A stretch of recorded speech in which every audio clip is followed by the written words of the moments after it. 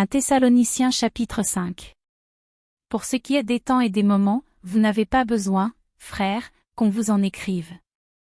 Car vous savez bien vous-même que le jour du Seigneur viendra comme un voleur dans la nuit.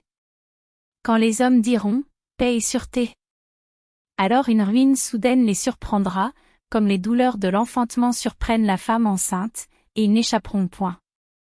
Mais vous, frères, vous n'êtes pas dans les ténèbres, pour que ce jour vous surprenne comme un voleur. Vous êtes tous des enfants de la lumière et des enfants du jour. Nous ne sommes point de la nuit ni des ténèbres.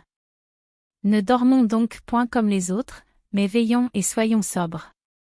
Car ceux qui dorment dorment la nuit, et ceux qui s'enivrent s'enivrent la nuit.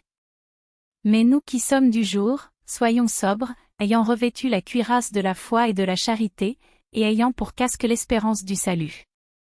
Car Dieu ne nous a pas destinés à la colère, mais à l'acquisition du salut par notre Seigneur Jésus-Christ, qui est mort pour nous, afin que, soit que nous veillions, soit que nous dormions, nous vivions ensemble avec lui. C'est pourquoi exhortez-vous réciproquement, et édifiez-vous les uns les autres, comme en réalité vous le faites. Nous vous prions, frères, d'avoir de la considération pour ceux qui travaillent parmi vous, qui vous dirigent dans le Seigneur, et qui vous exhortent. Ayez pour eux beaucoup d'affection, à cause de leur œuvre.